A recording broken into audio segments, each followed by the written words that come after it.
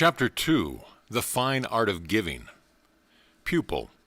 It seems to me that the pace you are setting here is going to be rather severe discipline for me.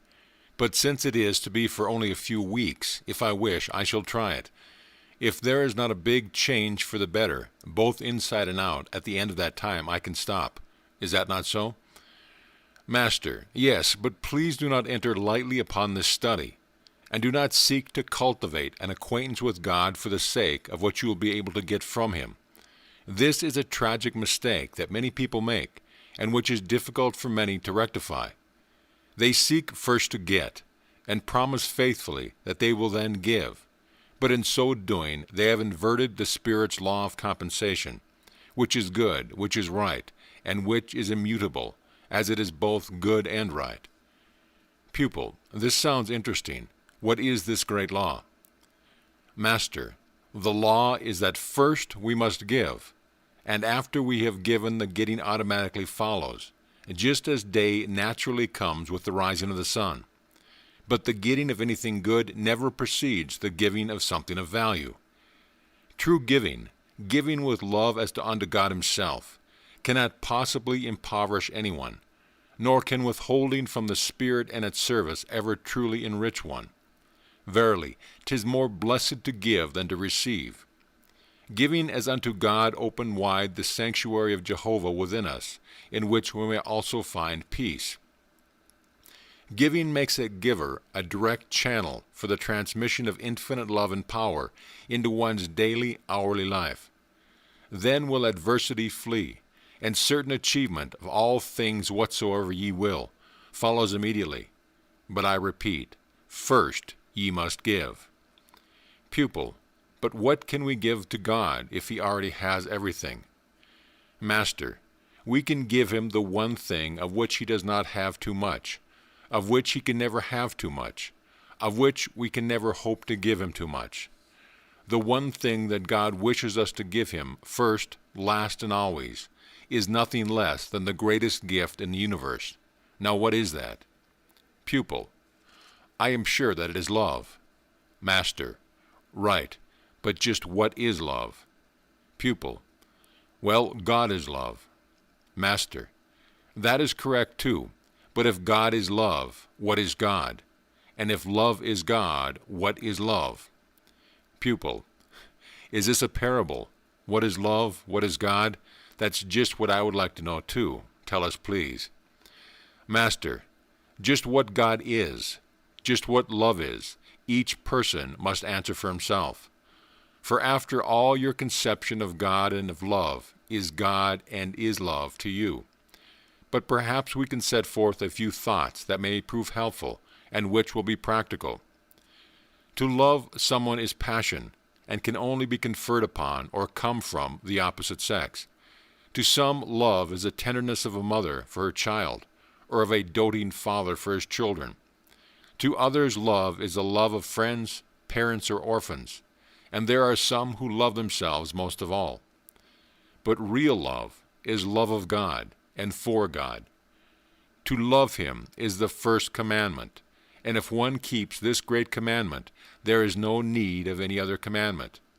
For if we really do love God, which is the first and greatest of the commandments, we automatically keep all the others.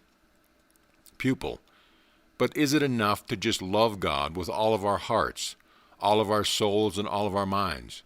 Must we not do something about it as well? Master. Certainly, we must do something about it. Love without the fruits of love is dead. If we love God, we will serve Him devotedly, faithfully, happily, and continually. Pupil. How best we may serve Him? Master. By giving of ourselves to our fellow man, by giving of ourselves to our neighbors as unto others. A scientist, one like Dr. Walter Reed, for example, who gives his very life, and lovingly and gladly, in order to benefit mankind, knows the true love of God. So does the heroic nurse who ministers to afflicted mankind out of sheer love of mankind. So does the self-effacing, self-sacrificing mother, or father, or teacher, or minister. There are many ways in which one may serve. All do not possess scientific talents, nor healing talents, nor comforting talents, but all do possess something they can give.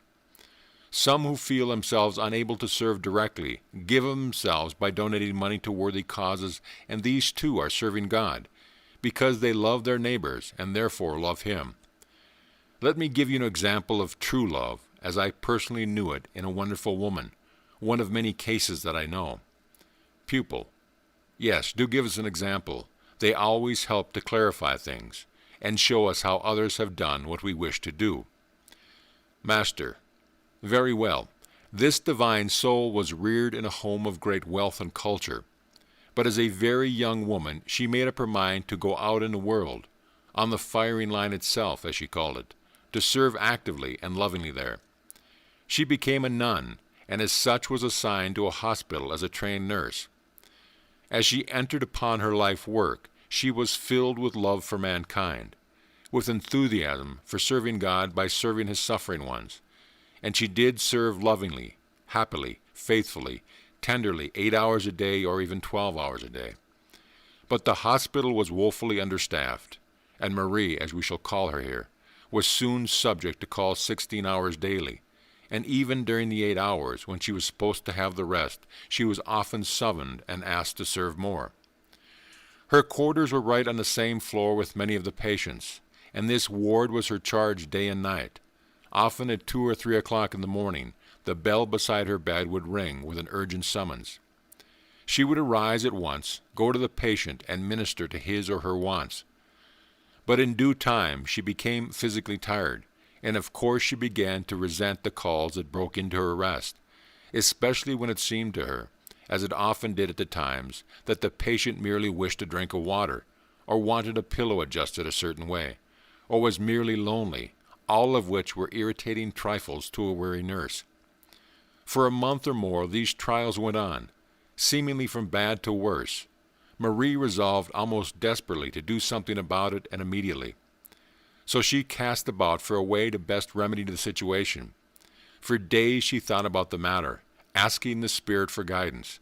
At length the flash came, directly from the Infinite. She took up a little card, wrote down the new motto that had been given her, and fastened it on the wall above her bed, right by the service bell, so that she might see it and be again reminded every time the buzzer rang. On the card she had written, "The Master calls." Of course her system worked from the beginning.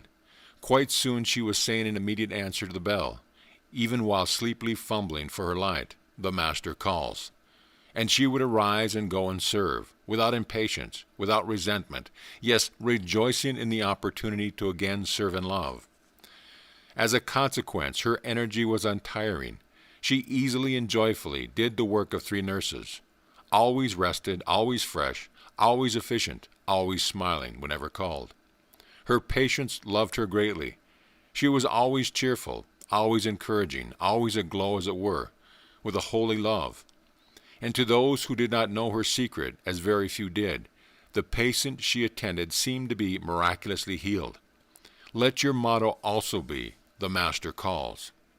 And remember that the humblest service that you can render to the lowliest of your fellow men, if rendered in love, is a direct service to Him. Pupil: this is a profoundly beautiful and powerful illustration. Is that the motto or the principle that you use in helping the many who come to you? If not, what is your own personal secret of serving? Master: my own method in a way is very similar to that of Marie. Like her, I wish to serve lovingly, to serve as many as possible, to help to the limit of my powers in alleviating any and all kinds of suffering, physical, mental, spiritual, or other forms of unhappiness. Not only do I strive always to help those who seek me out, every person whose hand I take into mine in greeting, every person into whose eyes I look, in all places at all time, yes, even the shop girl who sells me my hose, the milkman who comes to my door, the beggar on the street, everyone to whom I speak at any and all times receives the same strong spiritual impulse from me. I intentionally see the radiant Christ in all. Pupil: but I thought that you told me once you never mentally treat people unless they ask for it. Master: I don't, not specifically. not specifically under any other circumstances. My secret is this: I have deliberately formed the habit of beholding the Christ in every soul that my eyes fall upon. I do not ever see anyone as being poor, old, ill, bereaved, or lonely, or evil or imperfect in any way. I behold each and all as only perfect. I see only the radiant Christ in every one of them, because the Christ is in each of them. End of chapter.